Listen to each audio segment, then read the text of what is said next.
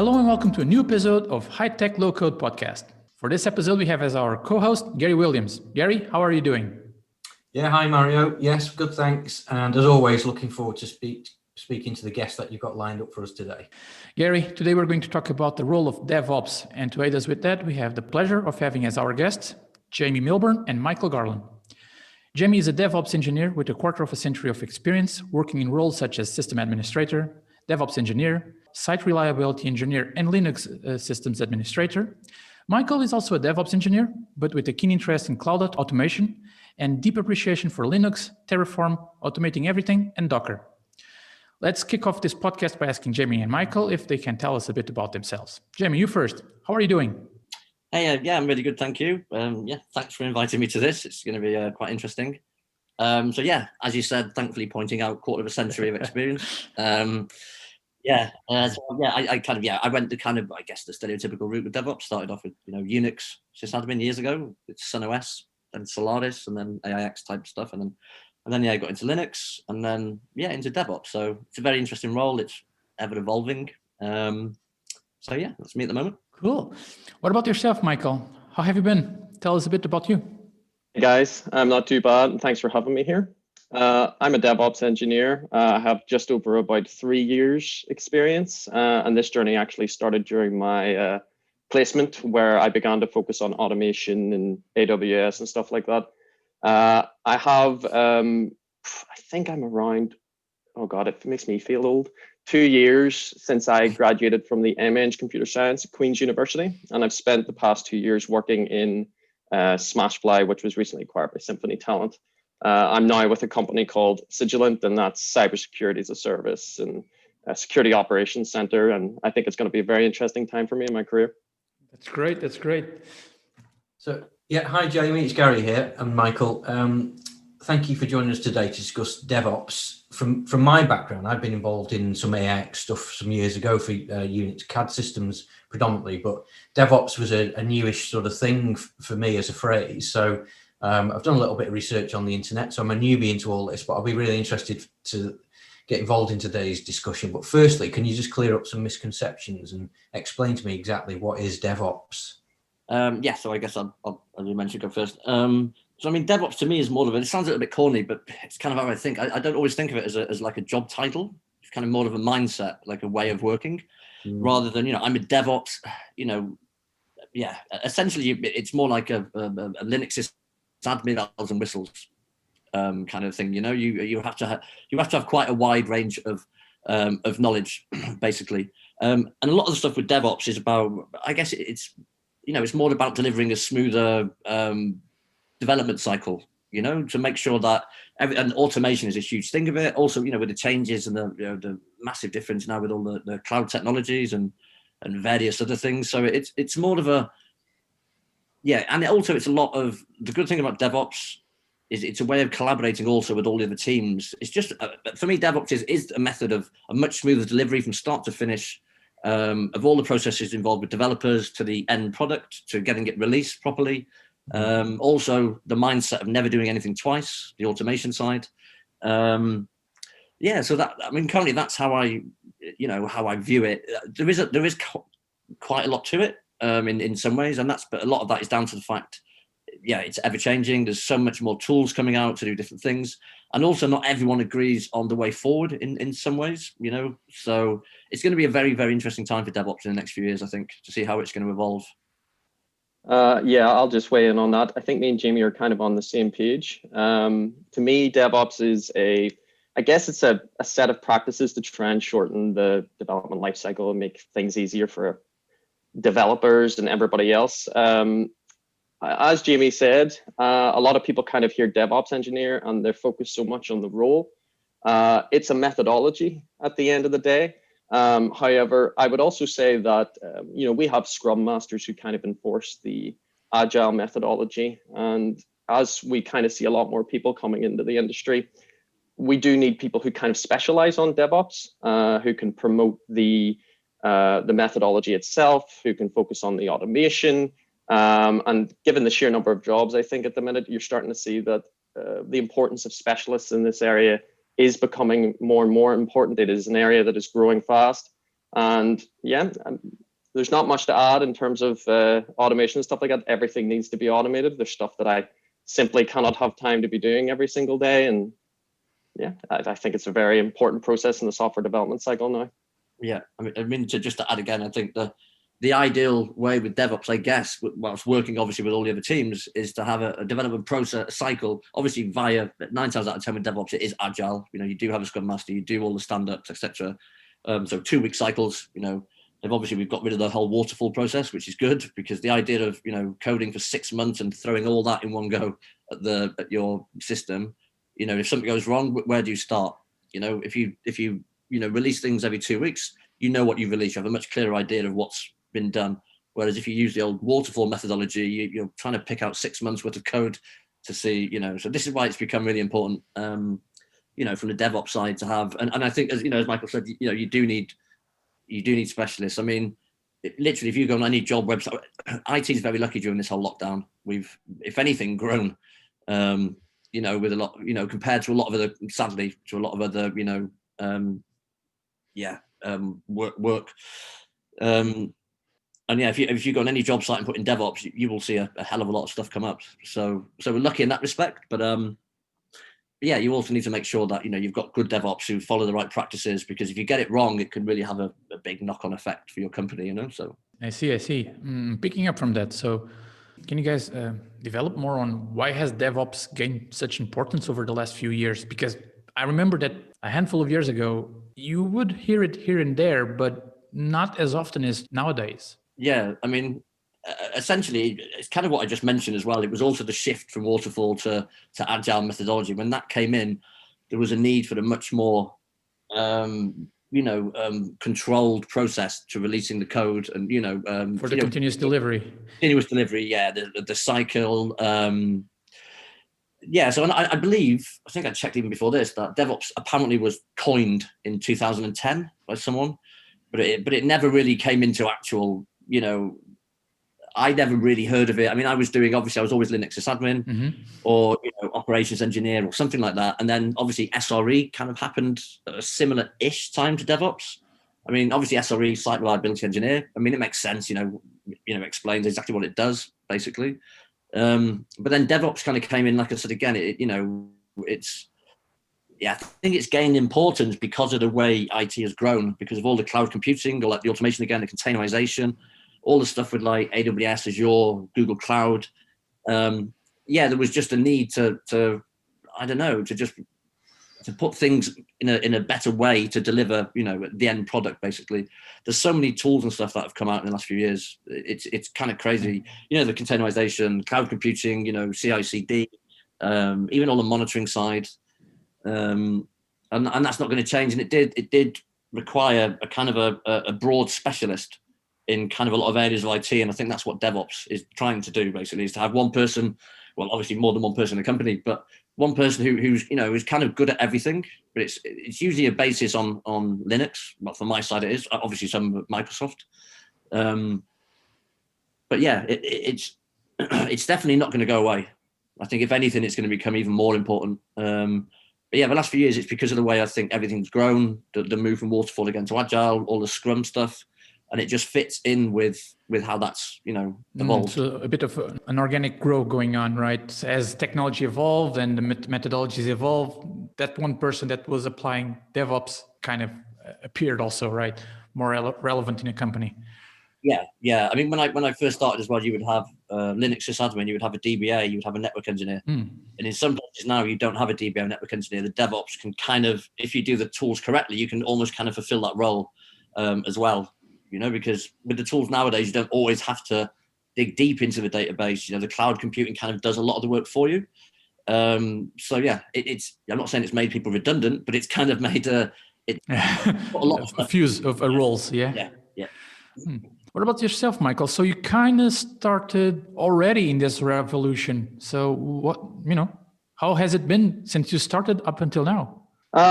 Since I started, we're already starting to see new technologies and features coming out. Whenever I started, Kubernetes wasn't really being used all that often, at least whenever I was on placement. Once I kind of graduated, by the time I had actually graduated, there was just this focus on trying to get things like Kubernetes out there for, especially the focus on highly available systems. If to give you a better idea, if you can imagine, if Facebook was going down all of the time, would people actually use it? Would the user experience be that smooth? Probably not. So that kind of scalability, being able to have a constantly usable platform, is very key to a lot of businesses nowadays. I also find that DevOps is very complementary to the agile process. It makes things a lot easier. And I myself have been heavily involved. So during my time at Smashfly, I was actually the release manager for a period of time. And I have seen firsthand if there is a problem in the code, is there a problem in the application, and a hot fix needs to go out, that can be done in a morning. That's in, out. If there's a problem, you pull it back out, you've got hot and cold nodes, very, very, very little downtime for the customer and the client. And it's actually difficult for me to see what it would have been like beforehand. But already I can see the benefits appearing as time goes on, and makes me wonder what the future is going to be like as well for that sort of thing. Yeah, I mean, also to add, there's one thing I've noticed massively in the change. You mentioned what it was like before. I mean, when I first started doing like sysadmin, Linux, Unix, whichever, you had to log onto servers to fix issues. So you'd log onto the server, you check the logs, is it memory, is it CPU, whatever, or whatever application is running on there. Nowadays, and it's, this did annoy me a little bit because I used to love troubleshooting and fixing things, and saying what's going on here and going through the logs and trying to fix it. And nowadays it's like, just rebuild the container, man. It's going to take 5 minutes.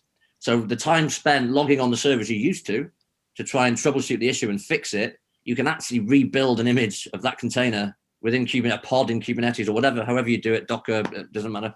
You can actually rebuild it quicker than you can actually try and solve the problem. So that's the kind of a direction it's going in. And that's, I think, why it's gained importance, is because it's so much easier, less expensive, less hassle. It's, there's a phrase, cattle, not pets, I think they call it. You treat servers as cattle and not pets, as in you can just get rid of them. You don't, never heard that one. They're not your pets. They're there to be used. And I definitely heard that whenever I was using Rancher as a product, and as a vegetarian, it's kind of conflicting for me. You just go in, kill the cattle, bring something back up. Yeah. But it definitely makes sense. It's faster and easier. And actually, unlike you, Jamie, it used to drive me mad going in and trying to troubleshoot things. The fact that you can just pull it all down and bring it all back up again is actually one of the reasons I went into this role. You could maybe use plants, not pets. I will. I like that. Oh, wow. Yeah, interesting. So I was going to start to talk about the approach really to how you approach a DevOps process, and you've touched on it, both of you touched on it really, that you both use agile methodology. Presumably there's no other methodologies in play. It's a standard approach, agile approach across the board. And also building on that, you've also mentioned about the job roles. In the olden days, for me, developers got through to sysadmin DBAs, and you talked about possibly not needing some of those roles. In a normal Scrum meeting, do you have new roles, for instance? Is it how does that sort of meeting work? What does it look like? What kind of personas have you got involved with the actual process itself? Yeah, so for me, I didn't mention, sorry, I work for, they're called Digital Ventures, but the actual site I'm working after is Viva Street, which does like a lot of ads and things like that. So we obviously we use Agile. So essentially we do 10 a.m. we'll have a stand-up, which essentially involves, like the project Scrum Master, project manager, who will lead the meeting. Yeah. And then we have, I think currently we have 4 devs and we have 2 QA and then a DevOps. So we have 3 teams. We have the product team, the feature team, and the problems team. And everyone has a DevOps. Each one has their own assigned DevOps. And they have a few developers, and then they have a couple of QA. And that's kind of the way we, so we'll have a meeting, and then obviously we'll have a planning meeting. And what we normally do through the planning meeting is we will, we'll get told by the Scrum Master, project leader, whatever, that, they've been asked to do X, Y, Z, a new project. So we'll discuss it. And then what we do, which I'm sure you've probably done as well, Michael, is you do the scoring of how difficult an issue is going to be. So it's like 1, 3, 5, 8. It's quite strange the way they don't do 1, the Fibonacci sequence. 10, but yeah. Sorry? The Fibonacci sequence. Yes. Yeah. Yeah. So we obviously, yeah, we do that, and then we work out then if we're going to put it as a task or as a project, if we have to split it down. You know, you basically work out the complexity of, you know, of whatever the project is and who needs to be involved. Yeah, and at that moment, that's when you try and work out, because sometimes I'll be on a call and it's very heavily dev related or QA related. So they're releasing code and there's actually nothing for me to do as a DevOps. The only thing from my side when I concentrate on is when they tell me they're going to do something. The first thing I think of is, you know, when a release or whatever it is, how will it affect the infrastructure? You know, is it going to cause, you know, I don't know, extra pressure on the servers or the, you know, the cloud, whatever. You know, how's it going to affect the database? Is the downtime involved? Which, if you're doing DevOps properly or any release process properly nowadays, there shouldn't be any downtime, because you should be able to do like the green-blue deployment, they call it, you know, where, you know, you can flip over, you can update some and just add them back in, you know. And yeah, then I also, I'm essentially there to give advice on whatever change they're making. How is it going to affect the infrastructure? You know, is there a possibility of it, you know, causing any issues? Yeah, so, but most of it is, yeah, as you mentioned, it's all agile led. And then obviously then we have the, you know, so you have the, we also have meetings called ways of working. I don't know if that's a standard agile process, but what we do at our company. And it essentially means, are we doing things in the right way? It's just a, you know, an hour meeting where we go through the ways of working, how we are doing things, you know, are we doing it in the right way? Are we releasing at the right time? You know, like at the moment we have an issue where there was some changes that we made on the site and it's hammered our SEO side. You know, it's hammered our, you know, our rating, shall we say. So currently we're trying to do a lot of stuff related to that, to try and push that back up.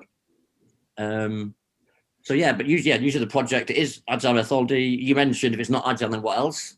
To be honest, I don't know what anyone else would use now.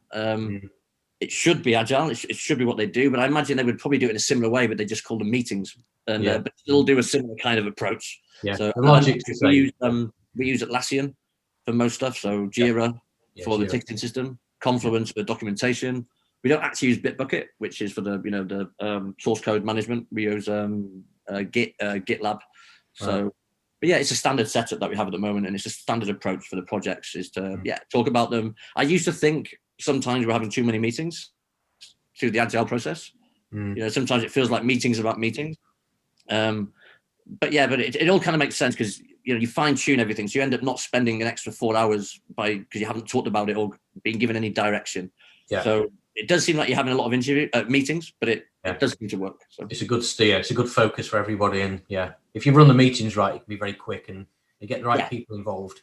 Exactly. And it should be very quick. Like the stand-ups, you don't want to hear about anything else. It's just about what did you do yesterday? What are you doing today? Bye. And that's it. You know, we're not there for chat. It's just you know. Presumably it's similar for you then, Michael, your experience of the process. Interestingly, I worked in a similar sort of setup whenever I started in Smashfly. I was on a specific team. I would join stand-ups. If there was certain stuff that the devs needed in terms of infrastructure, that was assigned to me. And yeah, I kind of feel like there were good points of it, social-wise especially, it was good. But it also allowed me, as Jamie said, to give information and guidance onto what things could be done, what things weren't feasible. Whenever the acquisition actually happened in Smashfly, there was a complete change. We were actually taken away from that kind of, should I call it a site reliability kind of model, where instead of people were on individual teams, the DevOps team had a weekly meeting in which we all kind of came together, discussed what all the different problems we were working on, and we kind of went off as pairs to kind of do specific tasks. We had our own boards for things that we wanted to see.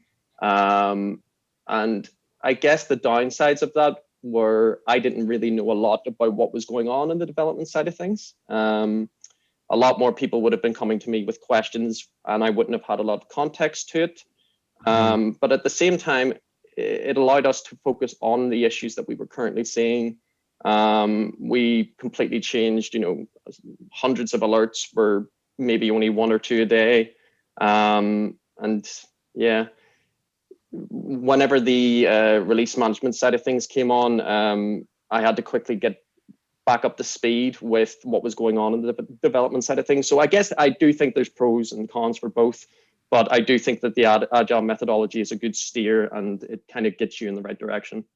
It's definitely, as you said, it is quite a good social thing, and the main benefit of it that I'm finding, especially like last week, for example, is sometimes the developers and even the QA don't always think about each other's side.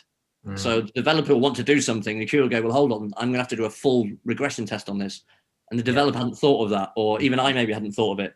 So that's why it's good to have all these different people together, because then you can talk about the full process, the full cycle, rather than, you know, some guy saying, I'm going to do this. And then, you know, the next day when it's about to go out, the QA will go, this is going to take 10 hours to do this. I didn't know about this, you know, and very big problems over the wall. You don't want that.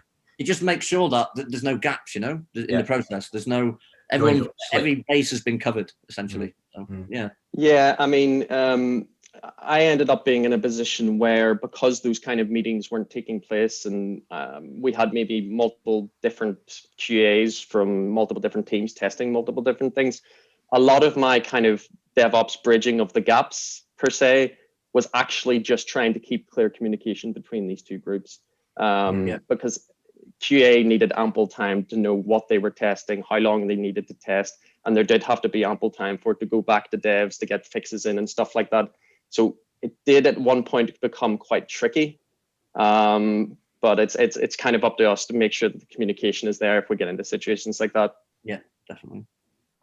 So we obviously have already touched what could be the benefits of DevOps practice within a company, but another doubt that struck me was, does having a DevOps methodology mean that the role of a sysadmin merges with the role of another individual? Does that mean more work to that person? Let's say you have a dev and a sysadmin, and is that one person doing both roles at the same time? So, I mean, I think this is what we kind of mentioned before with the whole DevOps thing. It's, you know, and as I mentioned, you know, they do, you know, the job specs nowadays are quite hefty, you know, for what they want. I do think DevOps kind of incorporates more than one role. So obviously for me, DevOps, you have to be a sysadmin, or you have to have been, or at least have the knowledge of, you know, of how to administer, you know, servers if you need to, or, you know, obviously you need knowledge of, you know, cloud infrastructure, even physical servers, you know, you also need knowledge of networking, even nowadays security stuff. So is it more work? Well, I guess this is where you know, your company needs to, you know, have more than one DevOps, for example. You know, it's to make sure that you can do it properly.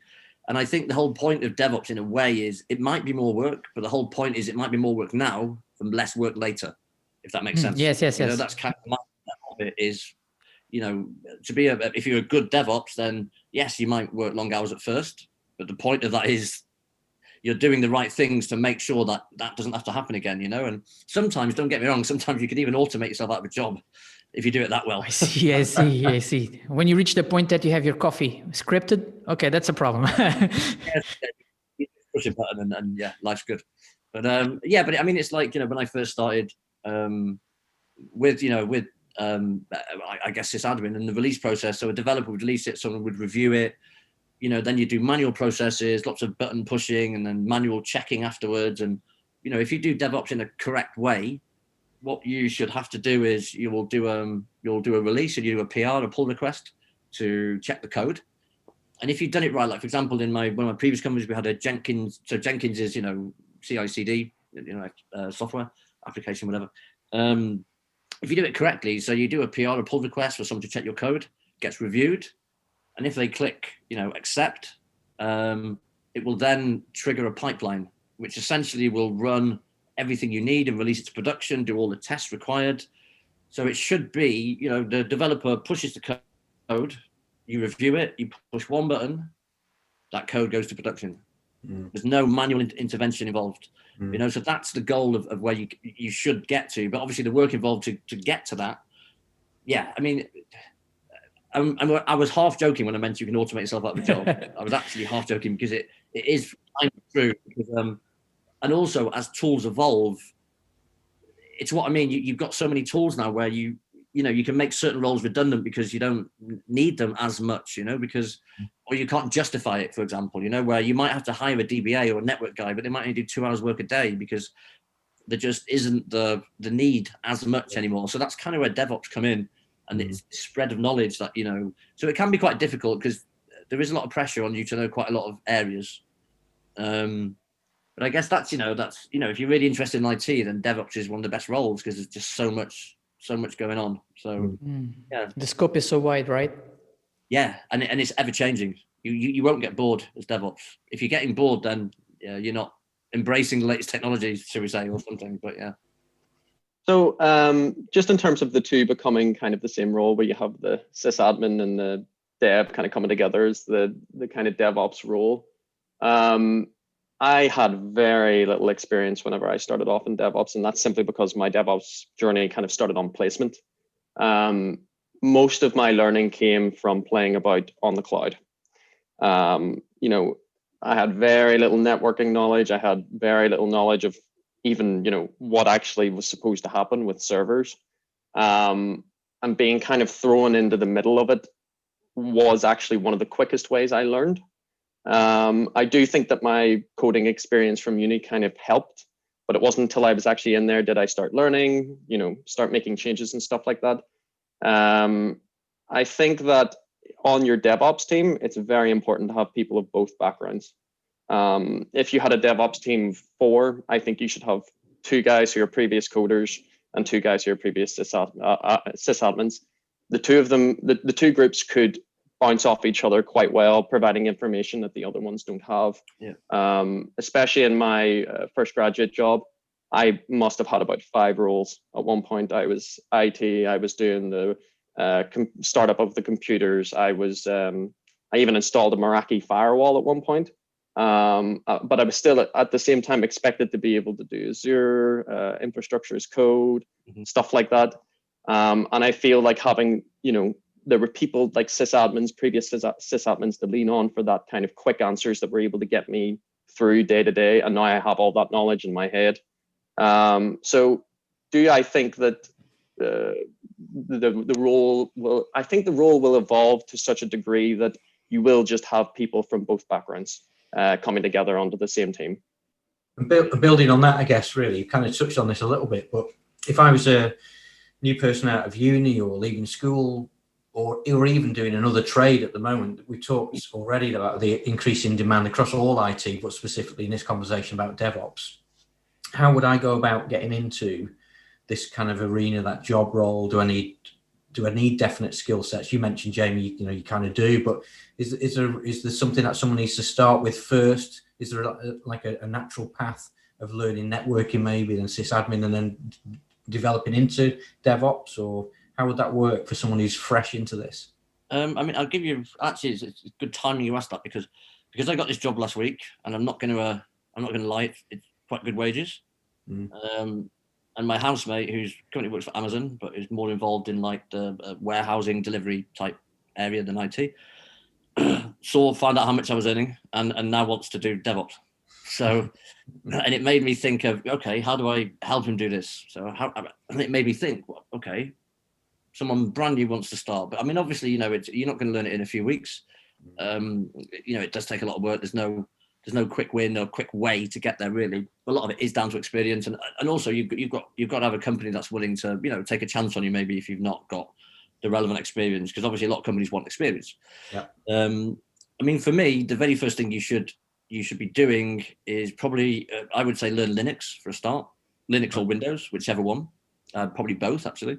If you can, just understand the fundamentals of IT, network, how does networking fit in, databases, what's a database used for, the very basics, how does it all link together?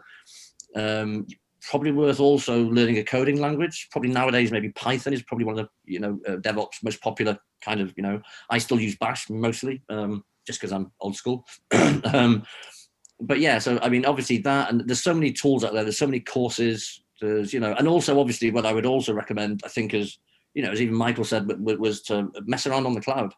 Yeah. Create an account with Amazon, Azure, or Google, or all 3 actually, doesn't really matter.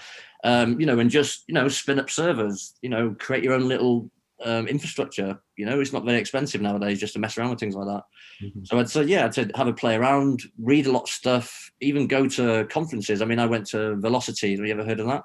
It's like a IT/DevOps conference where you meet loads of people, the speakers, and some of those things are really interesting. You can still learn quite a lot, and like I said, they don't cost a lot. So that's where I think I'd start. I'd start with the fundamentals of how does a website run? So you've got a server, you've got a database, you've got how does the traffic come in? You need to make sure you understand the very basics of IT. What you're trying to achieve and how it works, rather than jumping straight in and trying to code stuff. And you just need to understand why you're coding stuff, why you're doing the automation, why the CI/CD stuff's in place, why do I need containers, why am I using serverless? You don't just do it. You need to understand why you're doing it. So yeah. To add on to that, I think very importantly, one of the key things you need to have is an interest. A lot of my friends, I do have to explain this to them whenever they hear about what I'm doing and whenever they hear about all the job opportunities that come my way. I mean, sometimes I get bombarded on LinkedIn. Yeah, me too. They need, they need to understand that it's not all just, click a button, things come up and things are running and there's flying colors everywhere and everything's beautiful. There are a lot of tough days. And I think that you need to have a fair bit of motivation, but also even keen interest in the slightest of things. Because you could find yourself looking through logs for some period of time to find some obscure error. Next, I would say that especially what helped me during my placement, AWS provides a free training. There are these guides that kind of help you with preparing for a certification, and they are completely free. And kind of got me into, what is a cloud? What can I do on it? Why do people use it? People are very, very concentrated on the idea of certifications. Certifications are good, but they're expensive. Yeah. If you want to get stuck in, my advice would be Google actually offer quite a substantial free tier option. I used that especially during my final year project. And that allowed me to be able to go in and use an application called Piggy Metrics, which was a bunch of free software containers that you could fire up onto the cloud. I was able to go in, break them, bring them all down, bring them all back up again. And I wouldn't have had that option had that not been free. So, there is that kind of cost element to it as well. And then on top of that, as Jamie said, I think, Linux for me was definitely far more important than the Windows side of things. I did spend 2 years working in a Windows environment, and I'm so relieved to get back to Linux. I learned a lot more through Linux. I am also a big Bash person, so you're not too old school there. It is still very useful. Yeah. And I guess, another thing that really helped me was once I kind of knew what I was doing, I went and terraformed it all as infrastructure as code.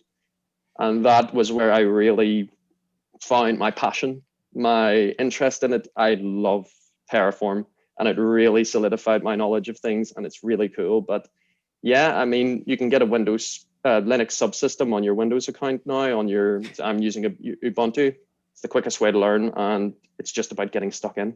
Yeah, I mean, I still have I have a work laptop, a Mac, obviously. Most DevOps usually get a Mac when you arrive at work. I have my own personal laptop, and it's got Windows 10, and it's also got on my dual boot. So I have Ubuntu and I have Windows. Mm-hmm. So everyone wants to mess around. Look, the one thing about IT is I used to say this to my bosses, which I'm not sure they always liked. I used to love it when things went wrong. So you can challenge. Yeah, and when you talk about passion, Michael, that's kind of like the passion for going, okay, I can fix this. I know I can do this, and then I can make sure it never happens again. That's kind of where the passion comes from. It's okay for stuff to break. Well, okay, let's maybe rewind that a little bit. It's okay as long as you learn from it. You know what I mean? And you make sure you put the things in place. If you have the same mistake, I mean, look, in DevOps, you won't keep your job for very long if the same issue keeps happening week after week after week. They'll be like, "We had this last week, Jamie. Why is it happening again? Oh yeah, I don't know what's going on." You know what I mean? So you have to make sure it's okay if issues happen, but if you don't learn from them, then yeah. And a lot of it is down to passion, I think, to really want to make it, different. Yeah. And we had an issue last week where So basically, and this is a massive issue for Viva Street, because obviously a lot of it is about publishing ads, and ads weren't publishing. So customer support were getting massive amounts of calls. I think they got 900 in one day. You know, a lot of people won't even call. So to get 900 is quite a lot, you know. And essentially it turned out to be replication. I didn't really get involved in it because it was my first week, but you know, and they spent the whole weekend working on it and stuff, you know, and we don't really do on call. Sometimes they said they'll take the hit sometimes on a downtime, you know, compared to the, you know, because sometimes the cost of on call for lots of people can be quite a lot. But then also there's customer reputation. So you have to balance all of it. But yeah, it was down to replication. And the annoying thing was, and this is the fix, by the way, is we weren't notified properly from our provider. So straight away, that's the first thing you fix, right? You're like, okay, the slave was X seconds behind the master. Why weren't we alerted? So yeah, so that's how you make sure it never happens again. You put that in place to make sure if it hits, I don't know, even 60 seconds behind the master, in my opinion, it should always be 0. You get alerted, and then you can, you know, because they ended up spending a lot of time going around the houses without realizing the database was behind. Right.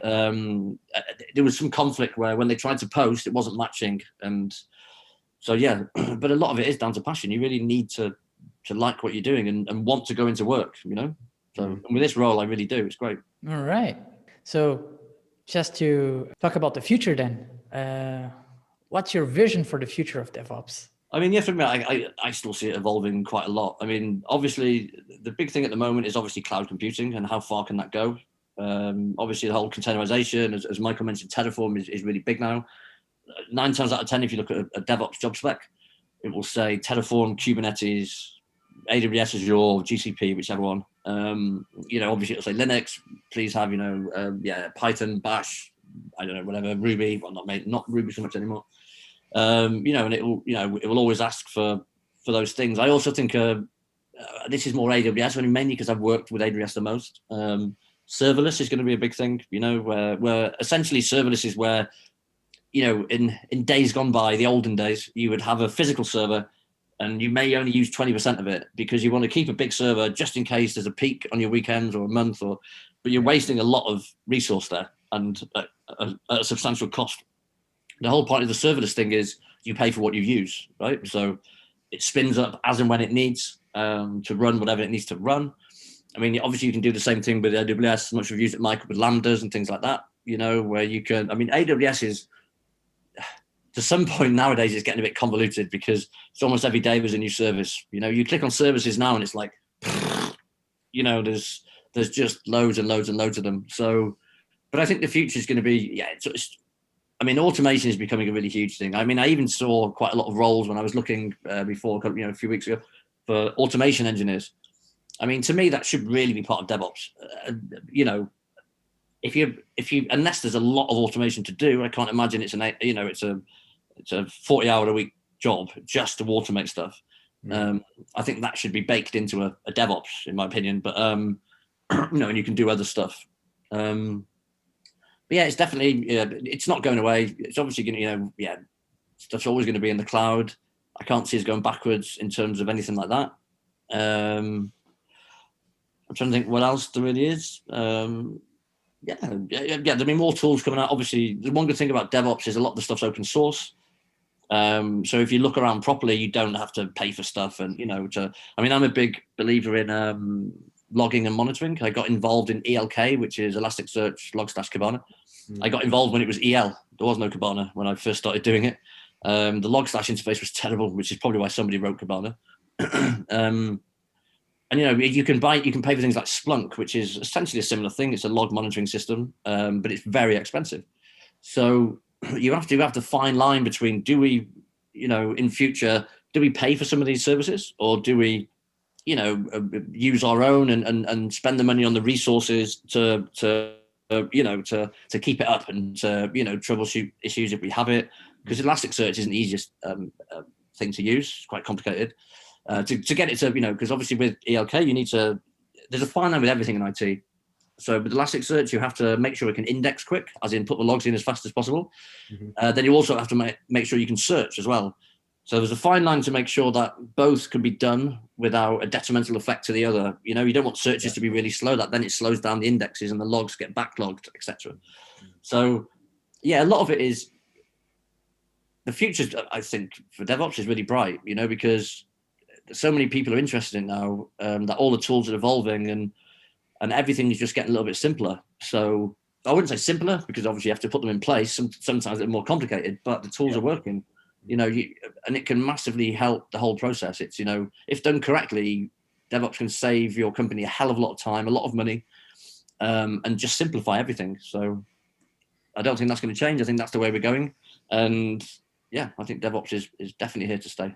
Yeah. So for me on the future, it's hard for me to kind of see the future because obviously I haven't been in the industry as long as Jamie, but I do think that even over the course of the past 3 years, I have seen significant changes towards more containerization, usage of more things like Kubernetes. And as Jamie says, I do think things are going to become more serverless, and that seems to be the trend. For DevOps engineers, I know especially in Belfast, these roles are hard to fill. There's a really high learning curve as well. And I think there's going to be an expectation, like as we were talking about job descriptions keep getting longer and longer and longer. I think that job descriptions are going to be, you must have some sort of cloud experience, even as a developer, you're already starting to see that to an extent. I think that maybe more pressure might be put on developers to kind of have that kind of experience so that they can go in and do those sort of things, even though I myself believe that it should be on us to do that. You may just not have the people to fill it. But I do think there will be more emphasis on things like self-healing. You're already starting to see things like that, things fixing themselves to a large degree, if it's possible. And I think that DevOps engineers will be expected to do, again, as Jamie said, there is a lot of emphasis on automation at the minute. I think we will be expected to do a fair bit more everything is code to an extent. If it's coded, it can be automated. And that would be my expectation. Everything will just be, if you can get it into a script or into code or infrastructure code, automation, stuff like that, that will be the way forward. Yeah. I mean, one thing that also with DevOps we haven't really touched on as much is that the auto scaling side. So when you've got things like, for example, I used to work for Nestle, and one of our major days obviously was Black Friday, which, and it's very difficult to plan for that. And it was on me to do it. So it was Brazil. And, so you're basically going from, say, I don't know, just argument's sake, 100,000 users in a day to 10 million users in a day. Right. And it's very hard to scale for that because, and the team in Brazil just said to me, just add more servers. Yeah, I could do that. But that's not the bottleneck. It's not the servers. It never is. The bottleneck is the database, or it's the firewall, or the load balancers. You've only got a gig limit. So what I ended up having to do for that was I had two choices. I spoke to our provider, it was Rackspace actually, and I said, could you upgrade the infrastructure? They're like, for one day? No. Unless you pay a lot of money and I don't blame them. And also, do you upgrade for one day, a year? It's a difficult decision to make. So I tried to scale it as best I could. What I ended up doing was I put a system in place where it hit a certain number of sessions going through the load balancer, and then it would put up a sorry page when it hit 10,000, whatever it was, I think I put. And the reason I did that was I explained to my boss as we either have no sales and the site crashes, or we have some sales. Yeah. Which one do you want? And that was it basically. We still made 2 million in one day, so it worked. But obviously, reputation-wise, you don't really want people seeing a sorry page. But most people understand what they should. It's Black Friday. Yeah. It's hectic. You have to queue outside the store, right? Why not queue the website? It's just the same thing, just online. So yeah, auto scaling is a really big thing. It's one of the major benefits of DevOps is, you don't have to pay for the infrastructure. You only pay when it suddenly gets busier, when it hits, 80% CPU, it builds another server, adds another server, adds another, and it's a very clever thing. And that's why I think DevOps is always going to stay here, because it manages so many things and it makes everything just simpler, basically, if done correctly. All right. Okay. That is all we have for today's episode. And thank you very much, everyone, for joining us and taking time from your schedule to participate in this podcast. Yeah, nice to meet you all. Cheers, Mike. Thanks very much, guys. Cheers, guys. As for our listeners, thank you for listening, and I hope you can join us on our next episode of High Tech Low Code Podcast, where we'll feature another guest and approach yet another topic of extreme importance to the tech world. See you soon.